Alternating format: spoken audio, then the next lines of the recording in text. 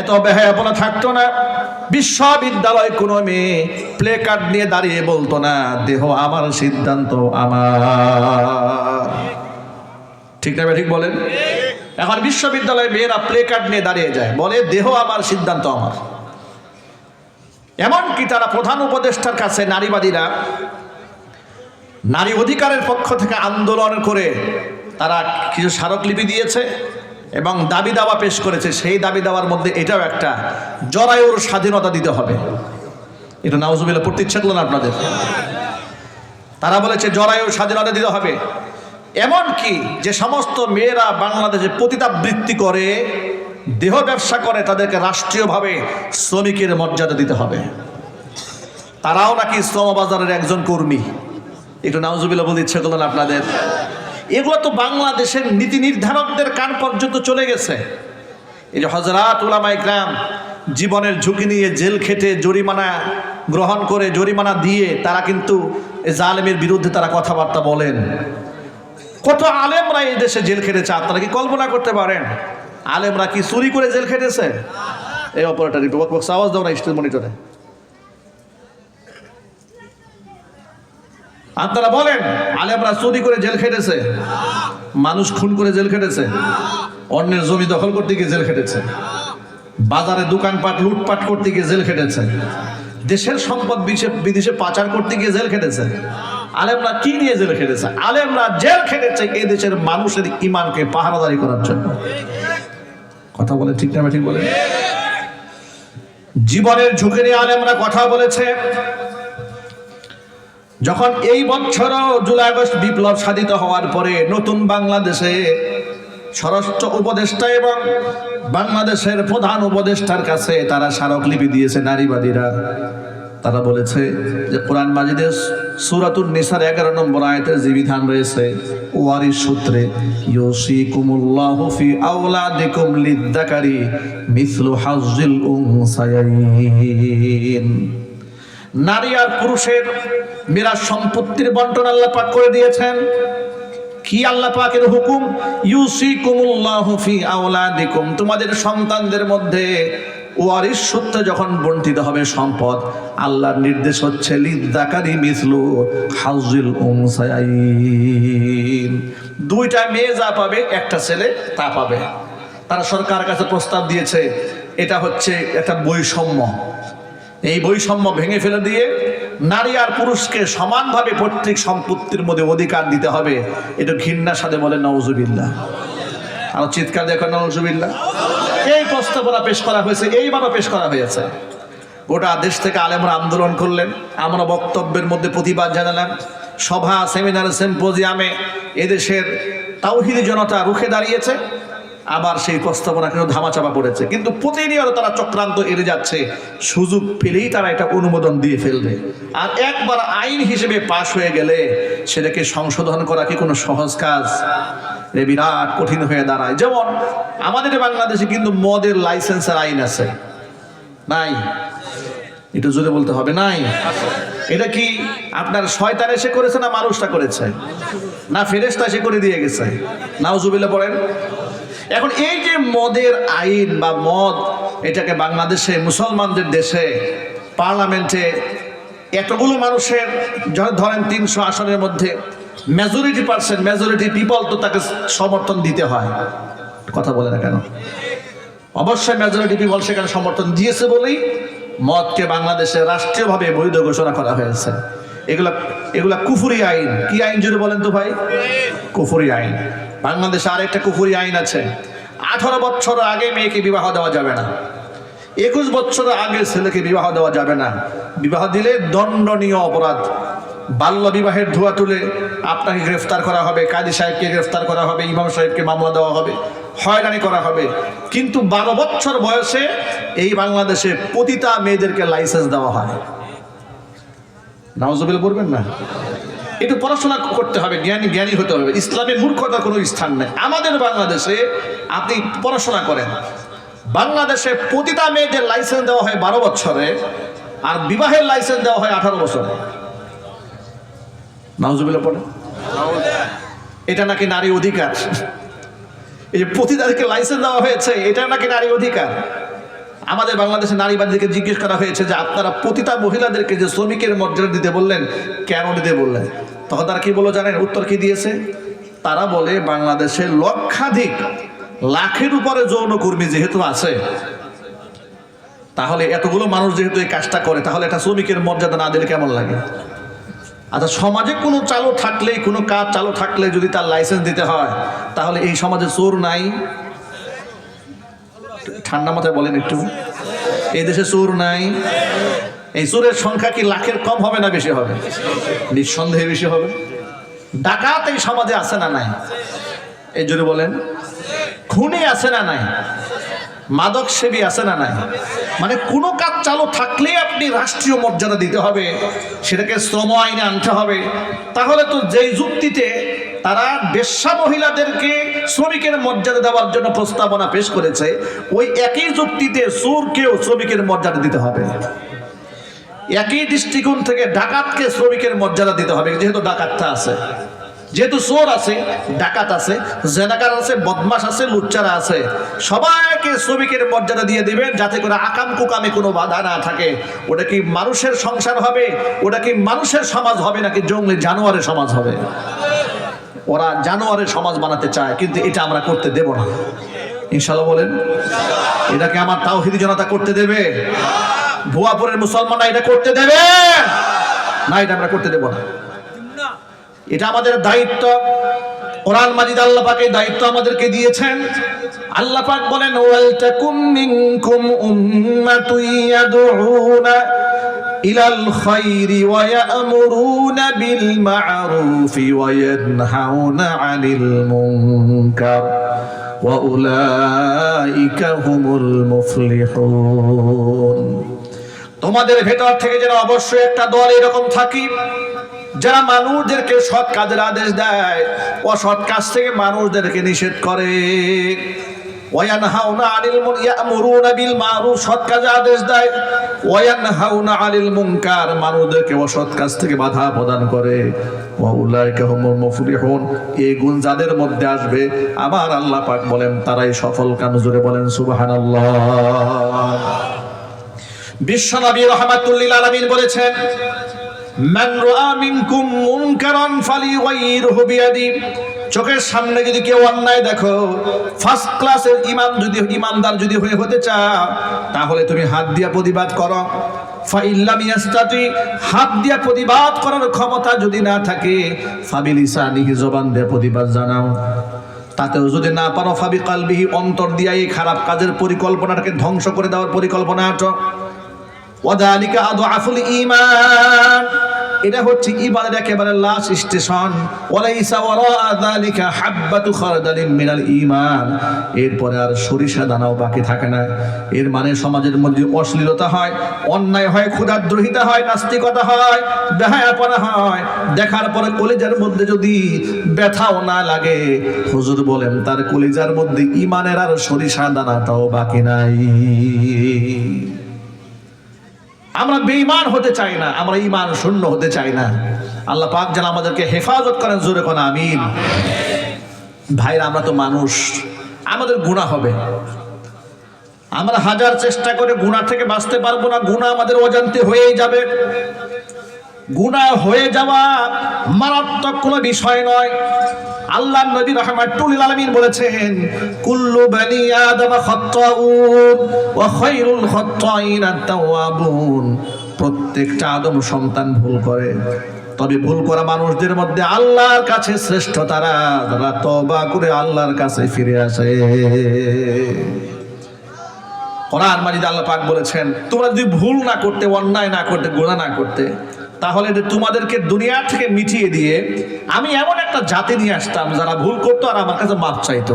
কারণ যে বান্দা ভুল করে আমার কাছে ক্ষমা চায়, বান্দাকে আমি বড্ড ভালোবাসি। সুবহানাল্লাহ বলবেন না ভাই?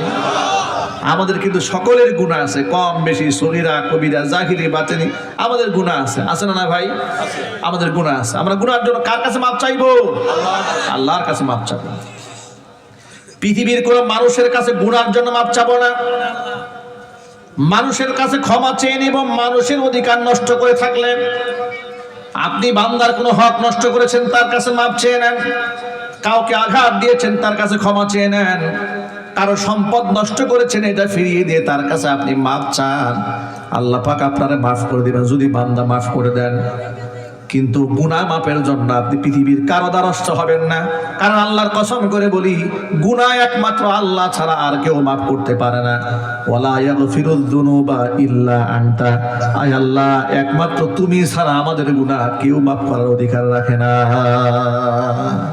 আমাদের গুনাহ কে মাফ করতে পারেন? আল্লাহ পাক আমাদের গুনাহ মাফ করতে পারেন। এজন্য যে পয়েন্টটা নিয়ে আমি লম্বা কথা বললাম সেই পয়েন্টে একটু আসেন। বাংলাদেশের কোন মুসলমান সত্তাগতভাবে আল্লাহ পাককে একাধিক মনে করে না। সমস্ত মুসলমান বিশ্বাস করে আমাদের স্রষ্টা এক এবং একক, ঠিক কিনা? আমাদের মালিক কজন? আমাদের স্রষ্টা কে বলেন তো ভাই? আল্লাহর পরিচয় আল্লাহ নিজেই দিয়েছেন, কুল হুয়াল্লাহু আহাদ আল্লাহুস সামাদ লাম ইয়ালিদ ওয়া লাম ইউলাদ ওয়া লাম ইয়াকুল লাহু কুফুয়ান আহাদ। হে নবী কুল, আপনি বলেন হুয়াল্লাহু আহাদ, তিনি আল্লাহ এক একক। আল্লাহুস সামাদ, আল্লাহ বেনিয়াজ, কোনো কিছুর মুহতাজ আল্লাহ নন। লাম ইয়ালিদ, তিনি কাউকে জন্ম দেননি। ওয়া লাম ইউলাদ, কারো কাছ থেকে তিনি জন্ম গ্রহণ করেননি। ওয়া লাম ইয়াকুল লাহু কুফুয়ান আহাদ, তার সমতুল্য তার সমকক্ষ কেউ নাই। মদিনাতুল মুনাওয়ারার একজন সাহাবী, তিনি মসজিদে কুবার ইমাম ছিলেন। মসজিদে কুবা আপনারা তো অনেকে গিয়েছেন, যারা হজে গিয়েছেন। মসজিদে নববী থেকে একটু দূরে মসজিদে কুবা। তো সেখানে একজন ইমাম সাহেব নবীজি সাল্লাল্লাহু আলাইহি ওয়াসাল্লাম নিযুক্ত করে দিয়েছেন, তিনি নামাজ পড়ান।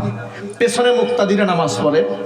তো ইমাম সাহেব সাধারণত আমরা যারা নামাজ পড়াই এখানে ইমাম সাহেবরা আছেন, ইমাম সাহেব বিভিন্ন সময় বিভিন্ন কেরাত পড়েন।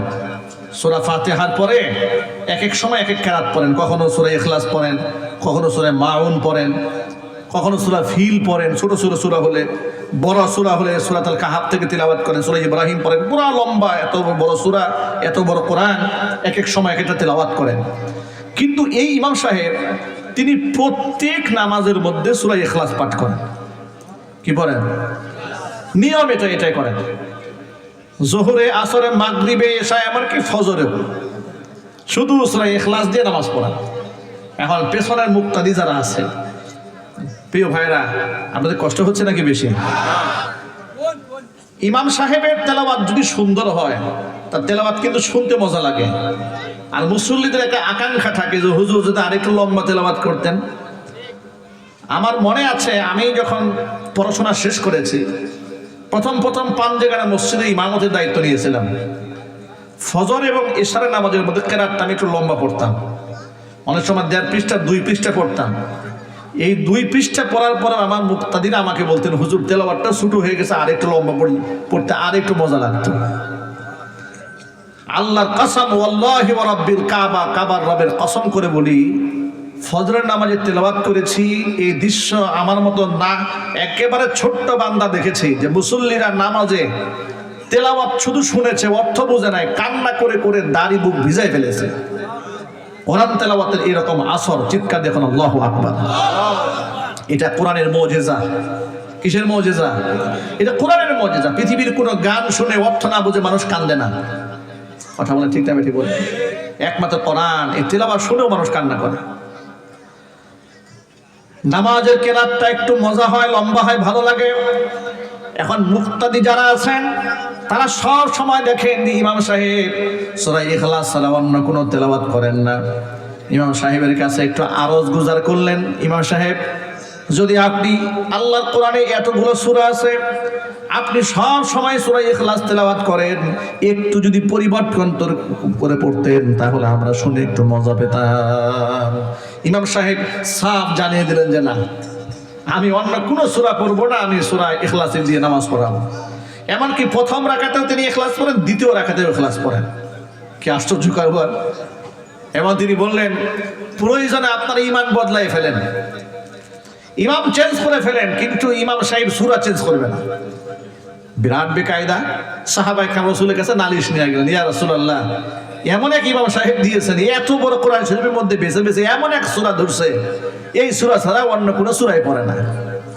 এবার হুজুর তাকে ডাকলেন সাহাবা একরামের সামনে, যে আপনার ব্যাপারে অভিযোগ এসেছে যে আপনি সূরা ইখলাস ছাড়া অন্য কোনো সূরা পড়েন না, এটা কি সত্য? বলেন হ্যাঁ আল্লাহ রাসূল, এটা সত্য। কেন? কারণটা কি? তিনি বললেন, ইন্নী উহিব্বুহা, হে আল্লাহ রাসূল, আমি এই সূরাটাকে বড্ড ভালোবাসি। কেন ভালোবাসো? আমি ভালোবাসি এই জন্য যে আল্লাহ পাক এই সূরার মধ্যে তার নিজের পরিচয় দিয়েছেন। আমি যখন আল্লাহর পরিচয়টা পাঠ করি, আমার এত আপন মনে হয় যে আমার অন্য কোনো সূরা পড়তে মনে চায় না, যে আমি এই সূরাটা মুহাব্বতে পড়ি। এটা চিৎকার দিয়ে বলতে হবে সুবহানাল্লাহ। আল্লাহ এই সূরাতে নিজের পরিচয় দিয়েছেন, এই জন্য আমার এটা বাদ দিতে মনে চায় না। নবী করিম সাল্লাল্লাহু আলাইহি ওয়াসাল্লাম কি বললেন? হুব্বুকা ইয়্যাহা ইউদখিলুকাল জান্নাহ, এই এক সূরার মহব্বত তোমাকে আল্লাহর জান্নাত পর্যন্ত পৌঁছায় দেবে। একটা সূরার মহব্বত যদি বান্দাকে জান্নাত পর্যন্ত পৌঁছিয়ে দেয়, 30 পারা কোরআনকে যদি কেউ ভালোবাসে, নিঃসন্দেহে তার ঠিকানা জান্নাত হবে, এতে কোনো অবকাশ নাই। হুজুরের একজন সাহাবীর নাম ছিল উবাই ইবনে কাব রাদিয়াল্লাহু তাআলা আনহু। কোরআন শরীফের আয়াত যখন নাজিল হতো, এর মধ্যে একদিনে নাজিল হয় নাই। সূরাতুন আনজালনাহা ওয়া ফারাদনাহা ওয়া কুরআনান ফারাকনাহু লিতাকরাহু আলান নাস আলা মুকসি ওয়া নাযালনাহু তানজিলা। আল্লাহ পাক বলেছেন, হে আমার হাবিব, আমি আপনার উপরে কোরআনটা ভেঙে ভেঙে নাজিল করেছি। ওয়া কুরআনান ফারাকনাহু, আমি ভাগ করে দিয়েছি। লিতাকরাহু আলান নাস আলা মুকসিন, আপনি যেন থেমে থেমে মানুষের মেজাজ বুঝে বুঝে, সময়কাল বুঝে বুঝে আপনি তাদেরকে তেলাওয়াত করে শোনাতে পারেন। ওয়ানাজ্জালনাহু তানজিলা, আমি আপনাকে ধীরে ধীরে কোরআন নাজিল করেছি আপনার উপরে। যদি কোন আল্লাহু আকবার। এটা তথ্য আপনাদেরকে জানাই দেই, মুসা আলাইহিস সালাতু ওয়াস সালামের উপরে তাওরাত নাজিল হয়েছে কমপ্লিট একসাথে। ঈসা আলাইহিস সালাতু ওয়াস সালামের উপর ইনজিল নাজিল হয়েছে কমপ্লিট একসাথে। দাউদ আলাইহিস সালাতু ওয়াস সালামের উপর জাবুর নাজিল হয়েছে কমপ্লিট একসাথে। মুহাম্মদ সাল্লাল্লাহু আলাইহি সাল্লামের উপর কোরআন শরীফ নাজিল হয়েছে 23 বছর সময় নিয়ে। জোরে কোন আল্লাহু আকবার। পানি দিয়ে দাও, পানি। হে রাসূল, আমি ভেঙে ভেঙে আপনার উপরে নাজিল করেছি। আল্লাহ নবী সাল্লাল্লাহু আলাইহি সাল্লাম যখন কোরআন নাজিল হতো হুজুরের উপরে, হুজুরের কিছু সাহাবীদেরকে দায়িত্ব দিয়েছিলেন, ও সাহাবীরা, কোরআন শরীফটা তোমরা লিখে সংরক্ষণ করবে, কিন্তু হাদিস তোমরা প্রাথমিক পর্যায়ে লিখবে না। কোরআনটা ওহী, হাদিসটাও ওহী। কোরআনটা ওহী, হাদিসটা কি ওহী। আপনাদেরকে ছোট্ট একটা পার্থক্য বোঝাই দেই। কোরআনও আল্লাহর পক্ষ থেকে এসেছে, হাদিসও আল্লাহর পক্ষ থেকে এসেছে, কিন্তু কোরআনের শব্দ এবং মানা দুটোই আল্লাহর পক্ষ থেকে এসেছে, কিন্তু হাদিসের শব্দটা রাসূলের, অর্থটা আল্লাহর পক্ষ থেকে এসেছে। একটু জোরে বলেন সুবহানাল্লাহ। এই জন্য কোরআন, পানি নাই, খাওয়ার পানি নাই, দিন। এই জন্য কোরআন মাজিদকে যেমন বিশ্বাস করতে হবে, হাদিসও বিশ্বাস করতে হবে। হাদিস বাদ দিয়ে শুধু কোরআন বিশ্বাস করে ব্যক্তি মুক্তি পাবে না। তার কারণ আপনাকে নবুওয়াত বিশ্বাস করতে হবে, রিসালাতটাও বিশ্বাস করতে হবে। আপনি আল্লাহর কোরআন বিশ্বাস করলে রাসূলের হাদিস যদি বিশ্বাস না করেন, আপনার ঈমান থাকবে না। আর আপনি রাসূলের হাদিস বাদ দিয়ে শুধু কোরআন শরীফটা বিশ্বাস, তো আপনার করার কোনো উপায় নেই। আপনি কেমনে বিশ্বাস করবেন? দেখেন, এই কোরআন শরীফে নামাজের আয়াত আছে 82টা বা 83টা আয়াতের মধ্যে নামাজের কথা আছে। যাকাতের কথা আছে 32টা আয়াতে। নামাজ আর যাকাত, আকিমুস সালাহ ওয়া আতুজ যাকাত, ইউকিমুনাস সালাহ ওয়া ইউতুনাজ যাকাত, এইভাবে নামাজ এবং যাকাত একসাথে উল্লেখ করা হয়েছে 27টা আয়াতের মধ্যে। সূরা, এরপরে হজের বিধানগুলা 12টা আয়াতে নাজিল হয়েছে। রোজার ব্যাপারগুলো ধারাবাহিক সূরা বাকারায় 5টা আয়াতে নাজিল হয়েছে। এই যে নামাজ, রোজা, হজ, যাকাত বিষয়গুলো কোরআন মাজিদ আল্লাহ পাক আমাদের উপর ফরজ করে দিয়েছেন, কিন্তু এগুলাকে প্র্যাকটিক্যাল কিভাবে আমল করতে হবে শিখিয়ে দিয়েছেন বিশ্বনবী মুহাম্মদ রাসূলুল্লাহ সাল্লাল্লাহু আলাইহি ওয়াসাল্লাম। নবীজির শিক্ষা ছাড়া কোরআন বোঝার কোনো উপায় নাই। যার কারণে কোরআন শরীফে কোনো একটা আয়াত আপনি খুঁজে পাবেন না যেখানে 5 ওয়াক্ত নামাজের কথা আছে। কোরআন শরীফে একটি আয়াত আপনি আমাকে বের করে দেখাতে পারবেন না যোহরের নামাজটা কিভাবে পড়তে হয়।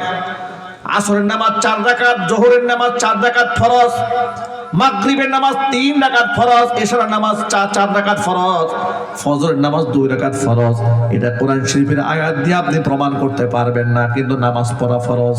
নামাজ পড়া কি এটা যদি বলেন, নামাজ পড়া যেমন ফরজ, নামাজের পদ্ধতিটা জেনে নেওয়াও ঠিক তেমনই ফরজ। আর সেই পদ্ধতি আপনি রাসূলের হাদিস ছাড়া জানতে পারবেন না। অনুরূপভাবে রোজা রাখা ফরজ, কিন্তু রোজার পদ্ধতি কি করলে রোজা থাকবে, কি করলে রোজা ভেঙে ফেলবেন, এটা আপনি শুধুমাত্র কোরআন দিয়ে বুঝতে পারবেন না, নবীজির হাদিসের জানার দরকার আছে না নাই? জোরে বলেন। যাকাতের ব্যাপারটা নাজিল হয়েছে কোরআনে, কিন্তু আপনি উটের যাকাত কিভাবে দিবেন, ওশর আপনি কিভাবে আদায় করবেন, জিজিয়া কর আপনি কিভাবে দিবেন, বিস্তারিত জানতে হলে রাসূল পাক সাল্লাল্লাহু আলাইহি ওয়াসাল্লাম হাদিসের প্রয়োজন। আজকে এই সমাজের মধ্যে নতুন একটা ফিতনার আবির্ভাব ঘটেছে। ওরা নিজেদেরকে বলে আহলে কোরআন। কি বলে যদি বলেন তো ভাই? এটা গ্রামগঞ্জ পর্যন্ত পৌঁছায় গেছে। আপনাদেরকে অগ্রিম সতর্কতা জানায় দেই, এরা বলে আল্লাহর কোরআন থাকতে নবীর হাদিসের দরকারটা কি? আপনার গ্রামের সাধারণ মানুষরা তারা তো মনে করে, দেখেন ধোঁকাটা দেয় কেমনে, তারা বলে যে কোরআন শরীফ আল্লাহ পাক বলেছেন ওয়ানাজ্জালনা আলাইকাল কিতাবা তিবিয়ানাল লিকুল্লি শাইইন, হে নবী আপনার কাছে আমি সব কিছু কোরআনে খুলে খুলে বর্ণনা করে দিয়েছি। এই আয়াতের তরজমা দেখায় পাবলিককে বোঝায়, দেখেন যে আল্লাহ পাকের কালাম এই কোরআন শরীফ তামাম দুনিয়ার সকল সমস্যার সমাধান দিতে সক্ষম কিনা? পাবলিক বলে হ্যাঁ অবশ্যই সক্ষম। যা আল্লাহ কোরআনে বলেছেন সব কোরআনে লেখা আছে, বলে হ্যাঁ এটা লেখা আছে। আপনারা বলেন যে কোরআন কি বিকৃত হওয়া সম্ভব? বলে না, বিকৃত হওয়া সম্ভব না। কারণ কোরআন সম্পর্কে মহান আল্লাহ পাক নিজে বলেছেন ইন্না নাহনু নাযালনা যিকরা ওয়া ইন্না লাহু লাহাফিজুন, কোরআন নাজিল করেছে আমি সংরক্ষণ করব, আমি আল্লাহ নিজ হাতে। তো হাদিসের ব্যাপারে তো এমন কোনো কথা নাই যে হাদিস আমি নাজিল করেছি, আমি হাদিসকে নিজ হাতে সংরক্ষণ করব। হাদিস সংরক্ষণের দায়িত্ব যেহেতু আল্লাহ নেন নাই, অতএব সমাজে হাদিসের নামে যা আছে সব মিথ্যা কথা। এটা জুড়ে বলতে হবে নাউযুবিল্লাহি মিন যালিক। কত বড় সূক্ষ্ম জালিয়াতি, কত বড় মারাত্মক কুফরি বক্তব্য এটা। এই ধরনের কথাবার্তা বলে তারা সমাজের মানুষের ঈমান হরণের ষড়যন্ত্র চালাচ্ছে। আল্লাহ পাক যেন এই ফিতনা থেকে আমাদের সকলকে বেঁচে থাকার তৌফিক দান করেন, জোরে কোন আমিন। এবার আপনাদেরকে আমি প্রশ্ন করি, আপনারা জবাব দিবেন। কোরআন আল্লাহ নাজিল করেছেন, হাদিস কে নাজিল করেছেন?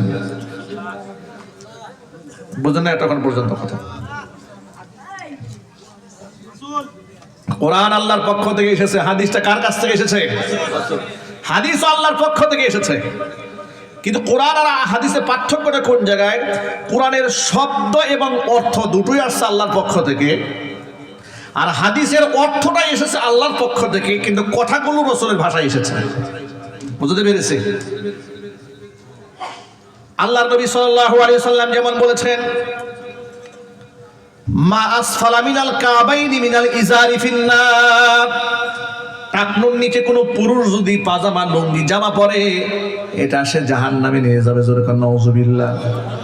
এই যে কথাটা, এই যে শব্দটা, এই শব্দটা হুজুরের জবান থেকে এসেছে, কিন্তু যে অর্থটা, এই যে মূল বিষয়টা যে টাকনুর নিচে কাপড় পরা যাবে না, এটা আল্লাহর নবী মন গড়া বলেন নাই। এটা বলেছেন আল্লাহর পক্ষ থেকে ওহীর নির্দেশনায়, জোর আওয়াজে কোন আল্লাহু আকবার। এটা আল্লাহর পক্ষ থেকে এসেছে, কিন্তু ভাষাটা রাসূলের। আর কোরআন শরীফ যারা নাজিল হয়েছে, এটা শব্দ এবং অর্থ দুটোই কার পক্ষ থেকে এসেছে? আল্লাহ পাকের পক্ষ থেকে এসেছে। আমি কি আপনাকে বুঝাতে পেরেছি? তাহলে হাদিসও আল্লাহর পক্ষ থেকে এসেছে, কোরআনও আল্লাহর পক্ষ থেকে এসেছে। সুতরাং কোরআনের উপর যেমন বিশ্বাস রাখতে হবে, হাদিসের উপরেও বিশ্বাস রাখতে হবে। কারণ হাদিসের উপর বিশ্বাস ছাড়া আমরা আমল করবো কিভাবে? আমল তো কোনো রাস্তা নাই, আমাদের কোনো উপায় আছে ভাই? না, আমাদের কোনো উপায় নেই। তো যে কথা বোঝাতে গিয়ে কথা লম্বা হয়ে যাচ্ছে, সেটা হচ্ছে এই। তো প্রথম যখন কোরআন শরীফে আয়াত নাজিল হতো, নবী করিম সাল্লাল্লাহু আলাইহি ওয়াসাল্লাম তো মুখস্থ করে ফেলতেন। সাহাবায়ে কেরাম যেন পেস্ট লেগে না যায়, এই জন্য সাহাবায়ে কেরাম আয়াতগুলো লিখে লিখে সংরক্ষণ করতেন। যারা লিখে সংরক্ষণ করতেন তাদের মধ্যে একজনের নাম ছিল উবাই ইবনে কাব রাদিয়াল্লাহু তাআলা। তিনি এই কোরআন শরীফ এই পৃথিবীতে প্রথম সারির যারা হাফিজ সাহেব ছিলেন তাদের মধ্যে উবাই ইবনে কাব একজন ছিলেন। আল্লাহর নবীর ইন্তেকালের পরে উমর রাদিয়াল্লাহু তাআলা আনহুর খেলাফত আমলে মসজিদে নববীতে 20 রাকাত তারাবির নামাজ যখন চালু হলো, সেই 20 রাকাত তারাবির নামাজের প্রথম ইমাম ছিলেন উবাই ইবনে কাব রাদিয়াল্লাহু তাআলা।